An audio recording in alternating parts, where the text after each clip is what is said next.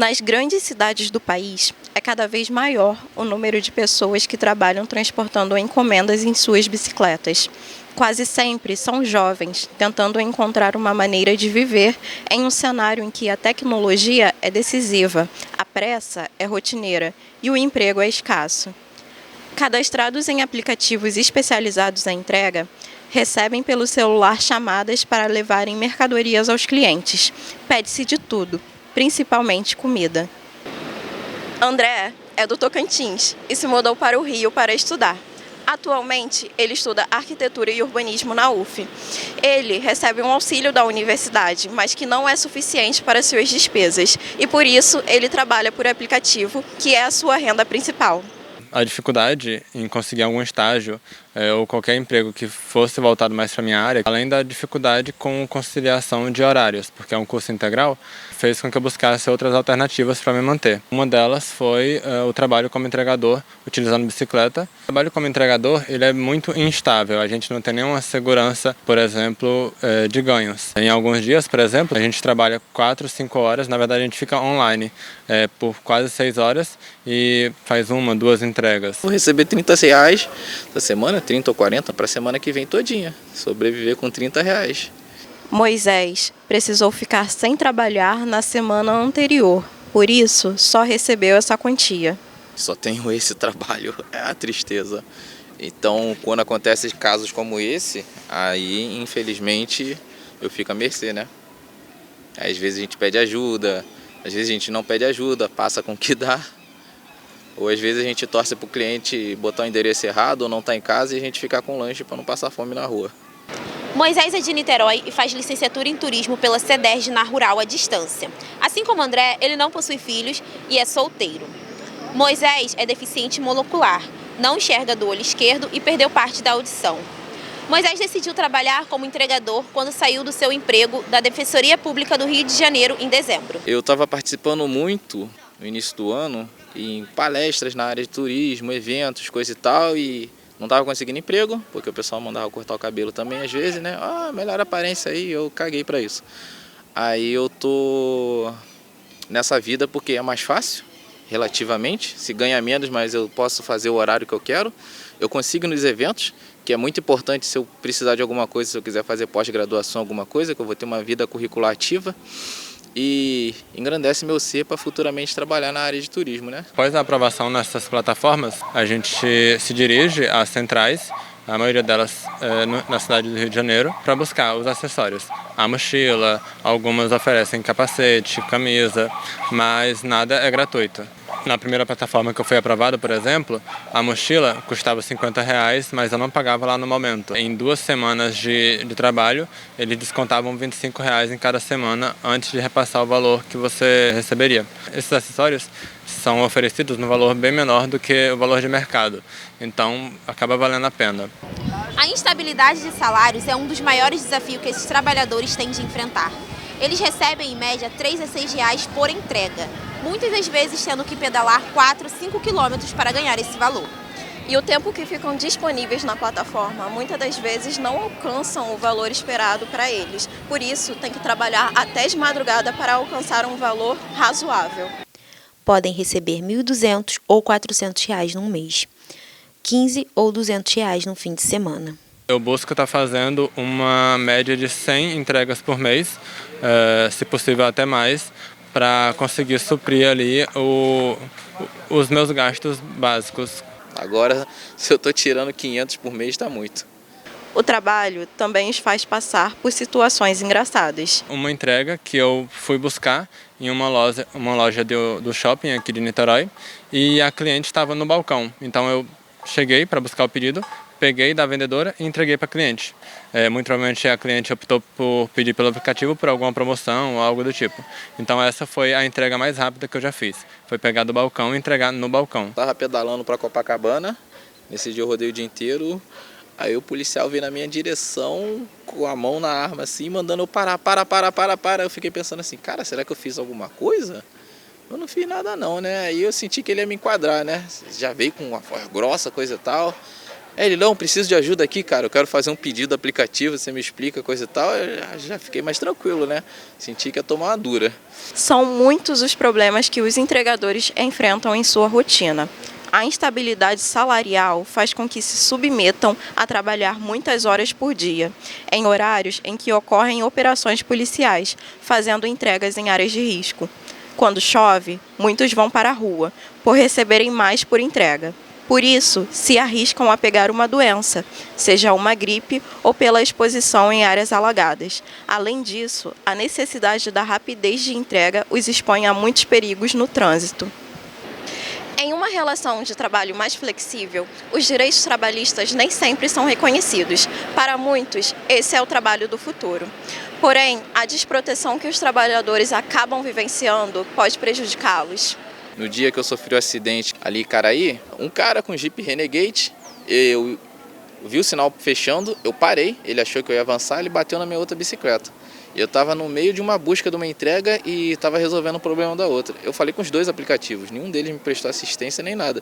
Eles simplesmente me pagaram e me tiraram da corrida. E eu tive que ir para casa a pé, porque a roda de trás estava amassada, mas você não tem assistência. Teve um caso lá em São Paulo, do entregador, que ele chegou para entregar para a menina, começou a passar mal, ela pegou o telefone, falou com o suporte perguntou, mas ele entregou? Apesar de ser um contrato que você é parceiro, você está executando um trabalho. Isso não é um trabalho de tecnologia. A tecnologia é você criar um aplicativo para celular que a pessoa vê tudo pelo celular. Agora, quando você envolve movimentação humana, você tem risco de vida das pessoas, você tem que ser amparado por um seguro pago pela empresa. Desde a Revolução Industrial, você tem transformações na organização do trabalho. Modelos fordista, modelo pós-fordista e hoje um novo modelo denominado economia de compartilhamento, indústria 4.0. A questão é que o direito ele tem que acompanhar essas mudanças, o direito do trabalho deve acompanhar essas mudanças, mas sempre observando, né, os princípios que estruturam o próprio direito do trabalho. E um desses princípios é a proteção. Se todos os elementos que constituem a relação de emprego, eles existem na dinâmica de trabalho desses trabalhadores de plataformas digitais, eles deveriam ser considerados empregados. A partir do momento que eles são considerados empregados, eles vão ser trabalhadores formais. E, portanto, eles vão ter acesso a uma carteira de trabalho assinada e, consequentemente, aos direitos trabalhistas associados a essa situação de trabalhador, de empregado. A questão é que essas empresas da economia de compartilhamento, elas ingressaram nos mercados, e não foi uma questão só brasileira, mas ingressaram em países do mundo inteiro, desrespeitando qualquer tipo de regulamentação, qualquer tipo de regulação, adotando uma prática econômica agressiva, no sentido de reduzir o valor dos serviços para ganhar competitividade. E essas empresas, elas nos discursos que a gente vê nos processos judiciais que já existem em relação ao reconhecimento de vínculo de emprego, o discurso que elas constroem é que elas são empresas de tecnologia. E que por serem empresas de tecnologia, elas só fariam a intermediação entre aqueles que querem comprar ou receber determinados serviços e aqueles que querem prestar determinados serviços. E eles, portanto, só fariam a mediação por meio de plataformas digitais. Tratá-lo como colaborador, como trabalhador autônomo, no direito do trabalho, numa perspectiva de que o jurista ele tem que interpretar as normas, isso afasta a possibilidade de considerar um empregado. É uma opção também que é apresentada para o trabalhador e que muitas vezes pode ser também mais vantajoso para ele de uma forma imediata. Lógico que a médio e longo prazo esse trabalhador ele vai estar sendo prejudicado com justamente esses direitos que são fornecidos de modo geral para quem está trabalhando de carteira assinada. Que são as férias, 13º, fundo de garantia, aviso prévio quando é demitido. É um emprego, eu estou chamando carinhosamente de emprego, mas que é muito vendido como a sua oportunidade de fazer o seu próprio horário, de você ser o seu próprio chefe, mas que na verdade não é bem assim que acontece. Eu acho que isso é mais uma maquiagem para a realidade que é. Não é a autonomia que é tão endeusada pela propaganda dos aplicativos. O Pedal Sonoro é um coletivo de ciclistas urbanos que existe desde 2013 em Niterói. São mais conhecidos pelos passeios musicais, as bicicletadas musicais temáticas, mas tem diversas outras frentes. atuam politicamente na cidade, buscando dialogar com o poder público para conseguir melhorias para os ciclistas, e têm a preocupação de conscientizá-los quanto aos seus direitos e deveres. Por um lado, isso é interessante porque é uma maneira mais sustentável de você fazer entregas, né, sobretudo em pequenas distâncias, e movimentar cargas, né, ainda que cargas pequenas. Por outro lado, você está colocando nas ruas uma quantidade muito grande de pessoas. Muitas delas sequer pedalavam na cidade antes de ingressarem nesse ramo de atividade e elas trabalham com muita pressa. Então você tem uma galera, a maioria deles muito jovens, alguns sem experiências, pedalando muitas vezes de uma maneira não adequada pela cidade, né, em que eles mesmos acabam se colocando numa situação de risco, e em cidades como as brasileiras, em que o trânsito por si só já é muito perigoso. Foi pensando nisso que o coletivo Pedal Sonoro promoveu a ação de segurança e conscientização com entregadores de aplicativos, que aconteceu no dia 25 de julho de 2019. Quando a gente propôs essa atividade, a gente não sabia muito o que esperar, que basicamente ela se consistia, o que a gente imaginou inicialmente. A gente conseguiu comprar com os nossos próprios recursos, enfim, que são bastante limitados, alguns kits de luz de sinalização, né, o famoso pisca-pisca, também alguns coletes refletivos, né? E no finalzinho lá a gente acabou comprando também aqueles adesivos que utiliza-se em carroceria de caminhão e tal, que é um adesivo refletivo também.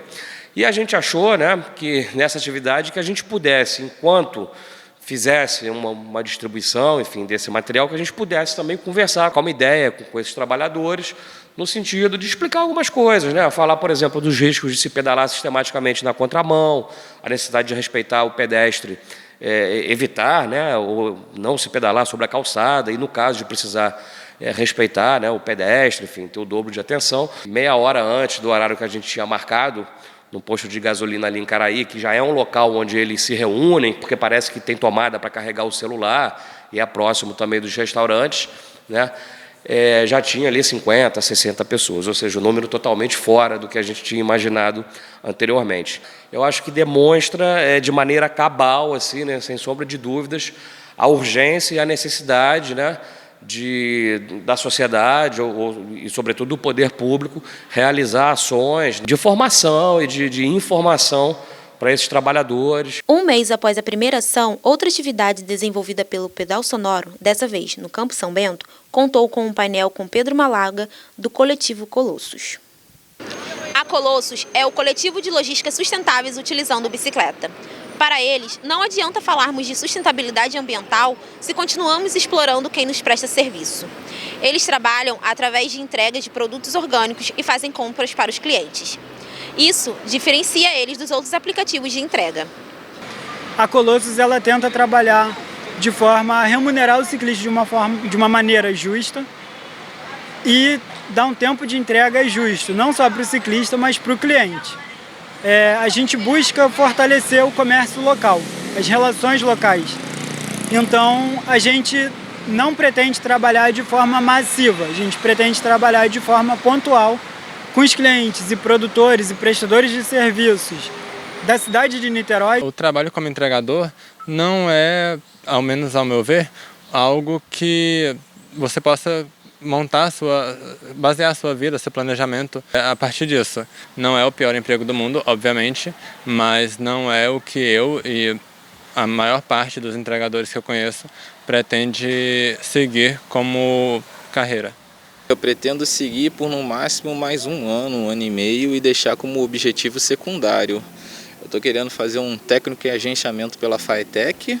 Mais para frente eu pretendo trabalhar na área. Não sei se abrir um negócio voltado para estudantes que não conhecem nada, tipo aqui em Niterói tem gente que nunca foi no Parque da Cidade, gente que nunca foi na UF, gente que nunca foi no MAC, gente que nem sabe a história da estátua amaldiçoada ali do Dom Pedro. O problema não é a tecnologia, mas como utilizá-la. Afinal, todos desejamos receber mercadorias em nossas casas com a praticidade que os novos tempos sugerem. Contudo, esse tipo de serviço não pode significar a exploração de ninguém.